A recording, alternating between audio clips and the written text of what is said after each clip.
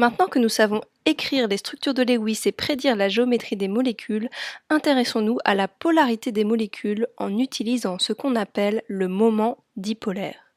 Pour illustrer ce qu'est le moment dipolaire, prenons un proton que je note ici plus et qui a une charge élémentaire positive que l'on note plus Q. Prenons maintenant un électron que je représente ici par un moins. Lui aussi possède une charge élémentaire grand Q qui sera négative, je note donc moins Q. Mon proton et mon électron sont séparés par une distance petit d que je note ainsi. Nous avons donc affaire ici à un dipôle, avec un pôle plus et un pôle moins. Et son moment dipolaire, que l'on note avec la lettre grecque mu, eh bien c'est un vecteur qui par convention va du moins vers le plus, et que l'on note mu. Et la norme de mu, sa valeur, est égale à la charge élémentaire grand Q fois la distance petit d. Le moment dipolaire mu s'exprime en 2 bails que l'on note grand D. Tu pourras voir dans certains livres la convention inverse avec un vecteur mu qui pointe du plus vers le moins. Mais au fond, cela n'a pas vraiment d'importance parce que ce qui compte, c'est de savoir si la molécule est polaire ou non. Et on dit qu'une molécule est polaire si le barycentre des charges positives et celui des charges négatives ne sont pas confondus. Prenons l'exemple du HCl. Comme nous l'avons vu dans une précédente vidéo, je sais que l'atome de chlore est beaucoup plus électronégatif que l'atome d'hydrogène. Il va donc attirer plus fortement vers lui les 2 électrons de la liaison. Il va donc avoir autour de lui une forte densité électronique et il va acquérir une charge partielle négative que l'on note petit delta moins. Au contraire, cet atome d'hydrogène ici va avoir une densité électronique beaucoup plus faible autour de lui et il va donc acquérir une charge partielle positive que l'on note petit delta plus. Nous avons donc affaire ici à une molécule plane qui correspond à un dipôle avec un pôle négatif ici avec une haute densité d'électrons et un pôle positif ici avec une faible densité d'électrons. Il s'agit donc d'un dipôle et son moment dipolaire est un vecteur que l'on va noter mu et qui par convention va aller du moins vers le plus, voici le vecteur mu, et dont la norme, la valeur, va valoir la charge partielle petit delta fois petit d, la distance entre ces 2 atomes. Et si on détermine la valeur de mu, mu est égal à 1,11 de Baye. La molécule d'HCl possède donc un moment dipolaire non nul et il s'agit donc d'une molécule polaire. Une autre façon de voir les choses est de s'intéresser au barycentre des charges positives et négatives. Le barycentre des charges négatives se trouve ici au niveau de l'atome de chlore, alors que le barycentre des charges positives se trouve au niveau de l'atome d'hydrogène. Les 2 barycentres ne sont donc pas confondus, la molécule est donc bien polaire. Prenons maintenant l'exemple de la molécule de CO2, du dioxyde de carbone. Sa structure de Lewis est la suivante. Un atome de carbone lié à un premier atome d'oxygène par une double liaison est lié au second atome d'oxygène par une double liaison également. Sa structure dans l'espace est linéaire et je la représente donc dans le plan. Pour déterminer le moment dipolaire du CO2, je vais commencer par m'intéresser à l'électronégativité des différents atomes. Je sais que l'oxygène est beaucoup plus électronégatif que le carbone. Il va donc attirer plus fortement vers lui le nuage électronique de cette liaison. Et il va donc acquérir une charge partielle négative que l'on note petit delta moins. Au contraire, autour de cet atome de carbone, la densité électronique sera beaucoup plus faible et il va donc acquérir une charge partielle positive que je note delta plus. De ce côté de la molécule, c'est la même chose. L'oxygène ici est beaucoup plus électronégatif que le carbone, il va donc acquérir une charge partielle négative, delta moins, Et ici, le carbone va acquérir une seconde charge partielle positive que je note delta+. Pour déterminer le moment dipolaire de l'ensemble de ma molécule, je vais m'intéresser séparément au moment dipolaire de chacune de ces deux liaisons. Prenons cette première liaison carbone-oxygène. Il s'agit d'une liaison polarisée. Il s'agit d'un dipôle avec un pôle plus et un pôle moins. Le moment dipolaire est donc un vecteur qui va par convention du moins vers le plus, ainsi, et que nous allons noter mu1. Et de ce côté, c'est la même chose. Nous avons ici une liaison polarisée, un dipôle, avec un pôle plus et un pôle moins. Le moment dipolaire est donc un vecteur qui par convention va aller du moins vers le plus et que nous allons noter mu2. Pour déterminer le moment dipolaire mu de l'ensemble de ma molécule, il me suffit d'ajouter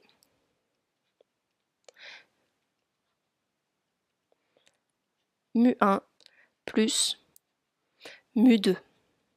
Or, la molécule étant symétrique, les moments dipolaires mu1 et mu2 sont dans le même axe, mais avec une direction opposée et une valeur identique, puisqu'il s'agit ici des deux mêmes atomes avec la même charge partielle petit delta et la même distance carbone-oxygène. La somme des vecteurs mu1 et mu2 est donc égale au vecteur nul. C'est un peu comme si ici ces deux oxygènes faisaient un bras de fer avec une force strictement égale mais dans des directions strictement opposées, donc rien ne bouge, personne ne gagne. Les forces s'annulent, le CO2 n'est donc pas un dipôle, il a un moment dipolaire nul, il s'agit d'une molécule apolaire, une molécule apolaire. Une autre façon de voir les choses est de constater que le barycentre des charges négatives se trouve au milieu du segment formé par les atomes d'oxygène, c'est-à-dire au niveau de l'atome de carbone, et que le barycentre des charges positives se trouve lui aussi au niveau de l'atome de carbone. Les barycentres sont confondus, la molécule est donc apolaire. Prenons maintenant l'exemple de l'eau, H2O. Dans l'espace, la molécule d'H2O forme ce qu'on appelle une coudée, avec un atome d'oxygène au centre et ses deux doublets d'électrons libres. De ce côté, un premier atome d'hydrogène et de ce côté-ci, un deuxième atome d'hydrogène avec un angle ainsi formé d'environ 104 degrés. Pour analyser le moment dipolaire de ma molécule d'eau, je vais commencer par analyser l'électronégativité des différents atomes. Je sais que l'oxygène est beaucoup plus électronégatif que l'hydrogène. Il va donc attirer vers lui les deux électrons de cette liaison. Et il va donc acquérir une charge partielle négative que l'on note petit delta moins. Au contraire, autour de cet atome d'hydrogène, il y aura une densité électronique beaucoup plus faible et il va donc acquérir une charge partielle positive petit delta plus. De ce côté-ci de la molécule, c'est la même chose avec l'atome d'oxygène beaucoup plus électronégatif que l'atome d'hydrogène. L'oxygène va donc acquérir une seconde charge partielle négative, petit delta moins, et l'hydrogène ici va acquérir une charge partielle positive, petit delta plus. Ici encore, pour analyser le moment dipolaire de l'ensemble de ma molécule, je vais m'intéresser séparément à chacune de ces deux liaisons. Cette première liaison oxygène-hydrogène est une liaison polarisée. C'est un dipôle avec un pôle moins et un pôle plus. Son moment dipolaire est donc un vecteur qui par convention va aller du moins vers le plus et que nous allons noter mu1. De ce côté-ci, c'est la même chose, nous avons une liaison polarisée avec un pôle moins et un pôle plus, et donc un moment dipolaire qui par convention va aller du moins vers le plus et que nous allons noter mu2. Le moment dipolaire de la molécule d'eau, mu, est donc égal à mu1 plus mu2. Pour sommer ces deux vecteurs, il me suffit de translater mu2, ici, là, je le translate, et j'obtiens donc un vecteur mu comme ceci. Voici le moment dipolaire de la molécule d'eau. Et si je détermine le moment dipolaire de la molécule d'eau, il est égal à 1,85 de Baye. La molécule d'eau est donc une molécule polaire. C'est une molécule polaire. Si on s'intéresse au barycentre des charges positives et négatives, on peut voir que le barycentre des charges négatives est au niveau de l'atome d'oxygène, alors que le barycentre des charges positives se trouve au milieu du segment formé par les deux atomes d'hydrogène.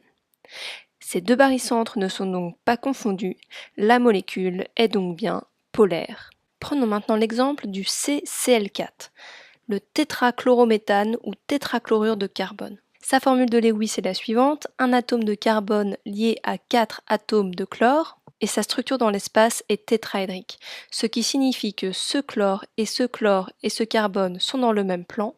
Ce chlore ici est en avant du plan et celui-ci en arrière du plan. Et tous les angles chlore, carbone, chlore sont égaux à 109,5 degrés. Commençons comme toujours par analyser l'électronégativité des différents atomes. Je sais que l'atome de chlore est beaucoup plus électronégatif que l'atome de carbone. Il va donc attirer plus fortement vers lui les électrons de la liaison et va acquérir une charge partielle négative petit delta moins. Et c'est le cas pour tous ces atomes de chlore, je leur mets donc des charges partielles négatives petit delta moins. Au contraire, l'atome de carbone va avoir une plus faible densité électronique autour de lui et il va acquérir 4 charges partielles positives. Ici encore, pour analyser le moment dipolaire de l'ensemble de ma molécule, je vais m'intéresser séparément à chacune des liaisons. Prenons cette première liaison carbone-chlore. Il s'agit ici d'une liaison polarisée, avec un pôle plus et un pôle moins. Son moment dipolaire est donc caractérisé par un vecteur qui, par convention, va aller du moins vers le plus et que nous allons noter mu1. C'est la même chose ici. Je note donc le moment dipolaire de cette liaison mu2. Ici, voici mu3 et enfin mu4. Le moment dipolaire de l'ensemble de ma molécule est donc le vecteur mu qui est égal à mu1 plus mu2 plus mu3 et enfin plus mu4. Ce qui est important de remarquer ici, c'est que tous les atomes autour du carbone sont identiques. Donc, mon tétraèdre est une molécule symétrique, dans le sens où, quelle que soit la façon dont on la tourne, on verra toujours la même chose. Et le fait que cette molécule soit symétrique fait que si l'on somme mu1 plus mu2 plus mu3 plus mu4, on obtient le vecteur nul. Les vecteurs mu de chacune de mes liaisons s'annulent les uns les autres.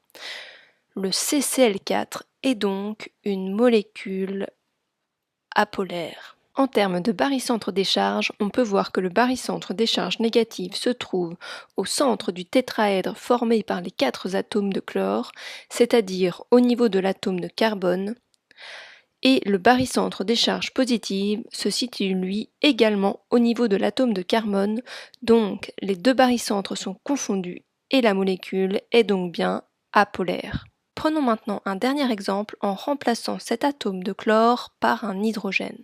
Pour déterminer le moment dipolaire de cette molécule, commençons, comme toujours, par analyser l'électronégativité des différents atomes. Je sais que l'atome de carbone est très légèrement plus électronégatif que l'atome d'hydrogène. Cependant, comme nous l'avons vu dans une précédente vidéo, nous allons considérer que ceci est négligeable. Je vais donc considérer que la liaison carbone-hydrogène est non polaire. Concernant les autres atomes, il y a ici 3 atomes de chlore qui sont donc tous beaucoup plus électronégatifs que le carbone et ils vont donc tous acquérir une charge partielle négative delta-. Je note delta-. Et au contraire, l'atome de carbone va acquérir 3 charges partielles positives, 3 delta plus. Ensuite, intéressons-nous à chacune des liaisons. Pour cette liaison carbone-hydrogène, Il n'y a pas de moment dipolaire car il n'y a pas de différence significative d'électronégativité. Par contre, pour cette liaison carbone-chlore, j'ai ici une liaison polarisée avec un pôle moins et un pôle plus. Le moment dipolaire sera donc un vecteur allant du moins vers le plus et que je vais noter mu1. Voici ici mu2 et enfin mu3. Le moment dipolaire de ma molécule de trichlorométhane ou chloroforme est donc le vecteur mu et il est égal à la somme des moments dipolaires de chacune de mes liaisons. Donc il est égal pour la liaison CH au vecteur nul plus mu1 plus mu2 plus mu3. Il faut bien noter ici que ce tétraèdre n'est pas symétrique, puisque autour du carbone, je n'ai pas 4 atomes identiques, mais seulement 3 chlores et 1 atome d'hydrogène.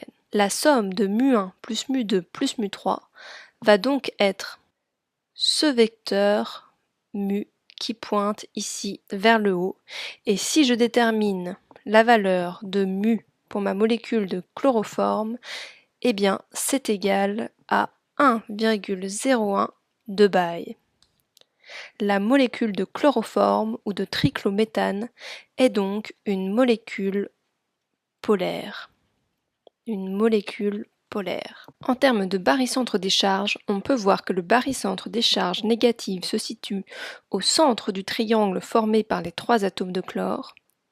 Il n'est donc pas confondu avec celui des charges positives qui se situe au niveau du carbone. Il s'agit donc bien d'une molécule polaire.